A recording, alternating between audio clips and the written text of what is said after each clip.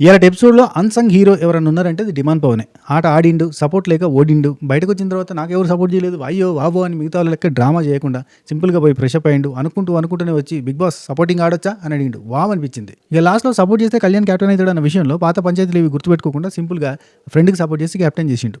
ఇక Sreeja literally ఆడపులి. Last week కెప్టెన్సీలో కళ్యాణ్‌ని తీసేసిన తర్వాత కళ్యాణ్ ఏడుస్తుంటే దగ్గరికి వచ్చి ఒరేయ్ ఏడవకురా నేను నిన్ను క్యాప్టెన్ చేస్తానురా అన్నది. ఆ మాట నిలబెట్టుకోవడానికి తిమ్మిని బొమ్మిని చేసి ఏవేవో స్కెచ్‌లేసి స్ట్రాటజీలేసి 100 రకాలుగా ఆలోచించి అక్కడ ఉన్న వాళ్ళని మ్యానిపులేట్ చేసి ఏదో ఒకటి చేసి మొత్తానికి క్యాప్టెన్ చేసి చూపించింది. వావ్ అంతే. ఇమాన్యుల్ పూల్ టాస్క్‌లో సంజన గారిని గెలిపించాలంటే ఈజీగా గెలిపించొచ్చు. పక్కనే ఉన్న తనుజ దానిలో ఫటాఫట్ ధనాధన్ పోసేస్తుంటే లాస్ట్ రౌండ్‌లో ఈజీగా సంజన గారు గెలిచేటోళ్ళు. కానీ పక్కనే ఉన్న తనుజకు పోయకుండా అక్కడి నుంచి తీసుకెళ్ళి పోయి అక్కడ దూరంలో ఉన్న శ్రీజకి పోయడం ఇదంతా టైం వేస్ట్ ప్రాసెస్ చేసిండు. సపోర్ట్ చేస్తున్నా అంటే ఎట్టికి గుడ్డిగా సపోర్ట్ చేస్తున్నట్టుగా చేసిండు తప్ప లిటరల్లీ 100% ఇవ్వడానికి ట్రై చేయలేదు. సరే ఇన్ని మాట్లాడుకున్నా ఈ సినిమా రేంజ్ ఎలివేషన్లు ఇచ్చిన ఈ సీజన్లో మాత్రం నాకు ఇప్పటి వరకు విన్నర్ కంటెస్టెంటే కనిపించలేదు. మీకు అనిపించారు ఎవరైనా విన్నర్ కంటెస్టెంట్ అని కింద కామెంట్లలో పెట్టే ప్రయత్నం చేయండి. అండ్ ఇలాంటి మరిన్ని బిగ్ బాస్ రిలేటెడ్ ముచ్చట్ల కోసం మన ఛానల్ని పేజ్ని ఫాలో కొట్టండి. అంటే ఈ బ్రాడ్కాస్ట్ ఛానల్లో జాయిన్ గారు ఉంటా. Take care, tata, bye bye, నమస్తే. This is your Siripuram Srinivas, Seenu 65.